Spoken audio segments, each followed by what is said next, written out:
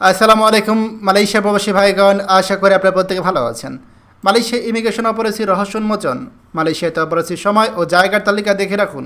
চলুন খবরে বিস্তারিত জেনে নেওয়া যাক। মালয়েশিয়া ইমিগ্রেশন কোথায় কোন সময় অপরাসি দেয়?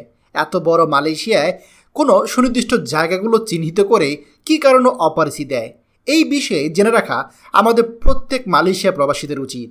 মালয়েশিয়া ইমিগ্রেশন 90% অপরাসি দেয় স্থানীয় নাগরিকদের অভিযোগে। বাসাবাড়িতে অপরাসি দেয় স্থানীয় নাগরিকদের।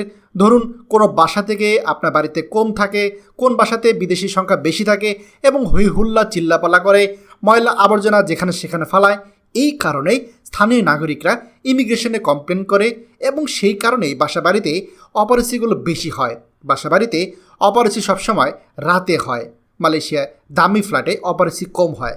কম দামি বাসাবাড়িগুলোতে, যেগুলোতে সরকার ভর্তুকি দেয়, সেখানে বিদেশি শ্রমিকরা বেশি থাকে। সেই জায়গাগুলোতেই অপরাসি বেশি হয়ে থাকে। মূল শহর থেকে একটু দূরে কম দামি বাসা নিরাপদ। মূল শহরের ভিতরে গাদাগাদি করে এক রুমে অনেকজন বিদেশি শ্রমিক থাকা একেবারে অনিরাপদ। যেসব মার্কেট এবং শপিং মলে বিদেশির দোকান বেশি, সেখানে অপরাসি হওয়ার সম্ভাবনা বেশি, কারণ বিদেশিদের সাথে প্রতিযোগিতা করতে পারে না অনেক স্থানীয় লোকজন, আর এই কারণে তারা কমপ্লেন করে থাকে। আর এই কারণেই মার্কেটে কিন্তু ইমিগ্রেশন অপরাসি দেয়। অনেকে হিংসার বশেই স্থানীয় নাগরিকরা এই কাজ করে থাকে। মার্কেটে অপরাসি দেওয়ার সময় দুপুর 12টা থেকে বিকাল 4টা পর্যন্ত, কারণ এই সময়টা মার্কেট অনিরাপদ। সকালে নিরাপদ থাকে যে কোনো মার্কেট। মালয়েশিয়া রাস্তায় রোড ব্লক সবসময় হয়ে থাকে, বিভিন্ন কারণ হয়। একটা জিনিস মনে রাখবেন, সকাল 7টা থেকে সকাল 8:30 পর্যন্ত, সকাল 9টা পর্যন্ত সকল রাস্তা নিরাপদ, কারণ এই সময় স্থানীয়রা কাজে যায়। এবং দুপুর 12টা থেকে 1টা পর্যন্ত রাস্তা নিরাপদ এবং বিকাল 4:30 থেকে 6:30 পর্যন্ত রাস্তা নিরাপদ। এর বাইরে যে কোনো সময় যে কোনো রাস্তায় রোড ব্লক হতে পারে। মালয়েশিয়াতে বড় ইন্টারন্যাশনাল ফ্যাক্টরিগুলোতে অপরাসি হয় না বললেই চলে, কিন্তু অন্যান্য ফ্যাক্টরি যেগুলোতে স্থানীয় নাগরিক এবং বিদেশিরা কাজ করে এবং স্থানীয় নাগরিকদের থেকে বিদেশিদের সংখ্যা অনেক বেশি এবং তাদের বিভিন্ন কাগজপত্রের ঝামেলা আছে, সেখানে অপরাসি হওয়ার সম্ভাবনা সবথেকে বেশি। ফ্যাক্টরিগুলোতে খাবার সময় অপরাসি হওয়ার সম্ভাবনা সবচেয়ে বেশি থাকে। এছাড়া মালয়েশিয়ার নির্মাণ সাইটে সবচেয়ে বেশি অবৈধ বিদেশি শ্রমিক কাজ করে এবং এটা মালয়েশিয়ার সরকারও জানে।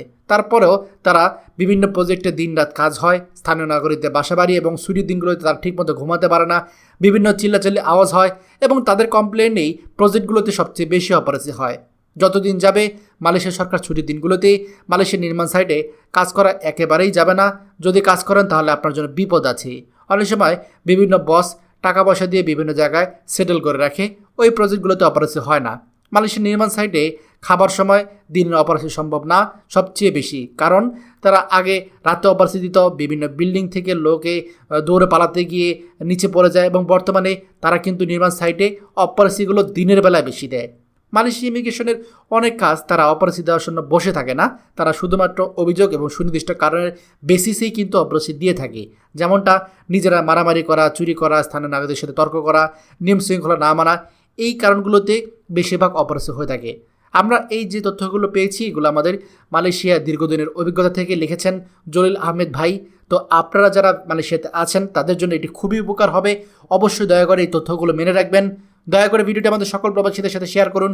আর আপনি যদি আমাদের এই চ্যানেল নতুন হয়ে থাকেন, অবশ্যই আমাদের চ্যানেলটিকে সাবস্ক্রাইব করুন মালয়েশিয়া সকল গুরুত্বপূর্ণ খবরাখবর সবার আগে পাওয়ার জন্য। ধন্যবাদ সবাইকে। আমাদের সকল ভিডিও আপডেট সবার আগে পেতে আমাদের চ্যানেলটিকে সাবস্ক্রাইব করুন। সাবস্ক্রাইব করতে সাবস্ক্রাইব বাটনে ক্লিক করুন এবং বেল আইকনে চাপুন, যাতে আমাদের কোনো নতুন ভিডিও আপনি মিস না করুন।